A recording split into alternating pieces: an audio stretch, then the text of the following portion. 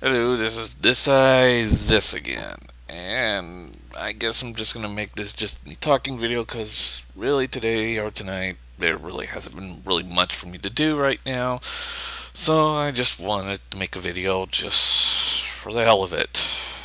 First of all, about my last video, like I said before, I have nothing wrong with the iPad 3 or anything to do with the iPad because A, I never really liked the iPad, and B, I got nothing against the hardware except maybe the 4G stuff. And I'll get to that in a minute, but I'm going to just say this. I know Apple dominates the tablet market, and it really does. It's just dominating that whole area because all those Android tablets failed. I don't know what you can say, but the Android tablets have better tech. No, they don't.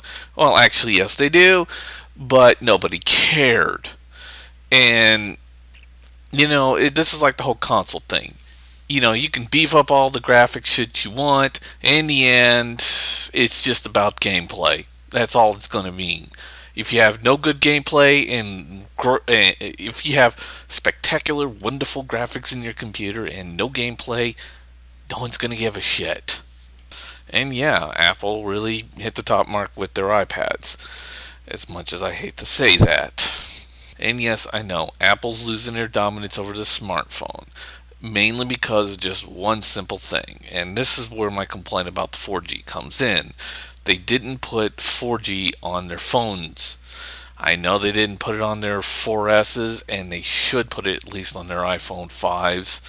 And as for everybody who's feeling all disappointed about the Apple products nowadays, I accidentally heard this one guy on CNN, and he said this just out of the blue. He said that Apple, even if they could make the iPad literally grow arms and legs and get up and make your coffee and make your breakfast for you, you would still feel disappointed no matter what they did or how certain tech people.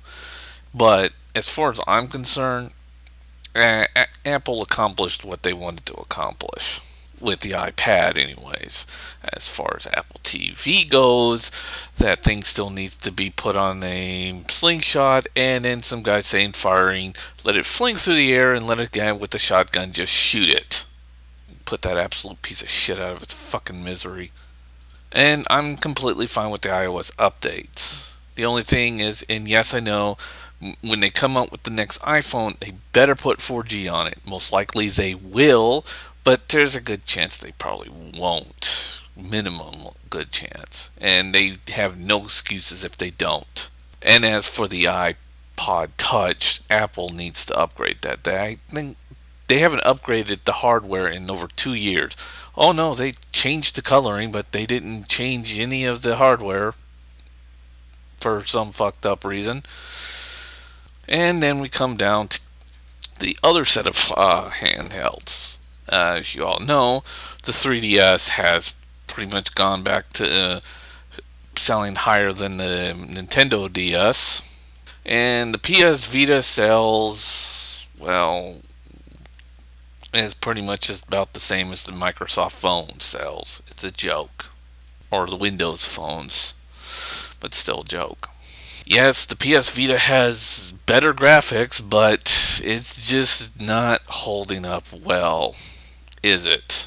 And of course, some people are in shock, and most Sony fanboys are just in complete denial. Like, why is Vita failing? It's got touchscreen in the front, touchscreen in the back, PlayStation 3-like graphics, which it doesn't, by the way.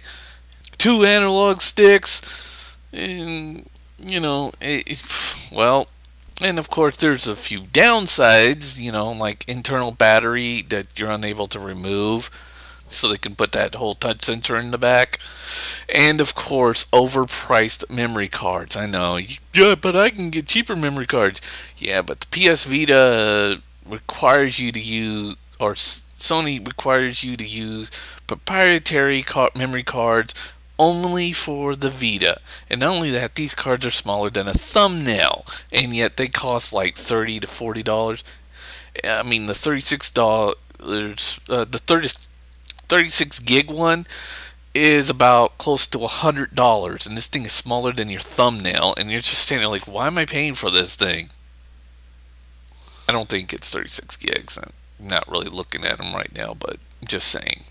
So it's looking more and more like Vita's a flop. Not only is Vita not selling, but according to some people, the Vita's selling worse than the PSP. Wrap that around your heads. And with that all said, do I think that Sony can come back to making a really good console that can possibly maybe beat Microsoft and even Nintendo if possible? Maybe. I'm going to say maybe. I don't know about Microsoft because I have no real clue what Microsoft is doing, except maybe that old rumors about them removing the disk drives and going to flash disk and flash cards or USB cards. I don't know. That's what the rumors are saying. And of course, Microsoft kind of said, yeah, we're thinking about going this way, but I don't know. What does Sony have to do? First of all, kill their handhelds. Just kill it. The Vita's a joke. Their handhelds are a joke. And they just need to leave that. Secondly, stop concentrating on CPU power.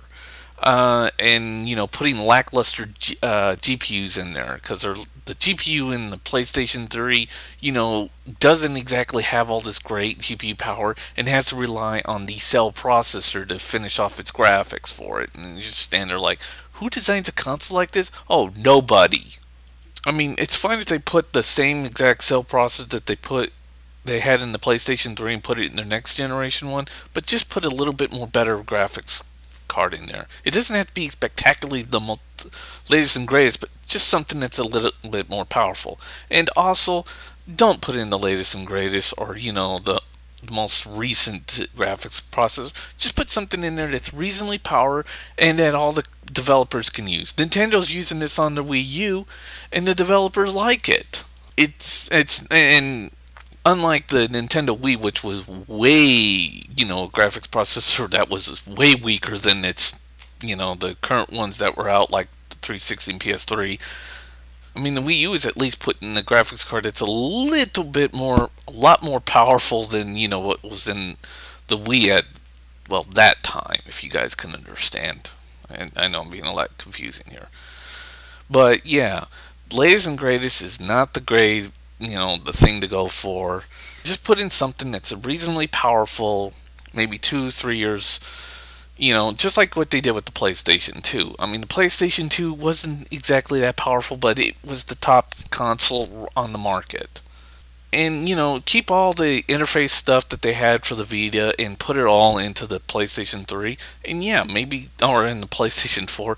And then, yeah, maybe the PlayStation 4 will finally kill Microsoft on the consoles. And yes, they can even keep the Blu-ray stuff in there. Even though I think it was a mistake on them to put Blu-ray in the PlayStation 3, but putting it on PlayStation 4 is fine. Mainly because Blu-ray is now cheaper than it used to be. Thank goodness. But the foremost thing that will make me, look at Sony and say, hey, this is a good console, it'll beat Microsoft, is not price it so fucking high. That's what the mistake of the PlayStation 3 was, that it came out at a market price of $600 fucking dollars. That was fucking stupid.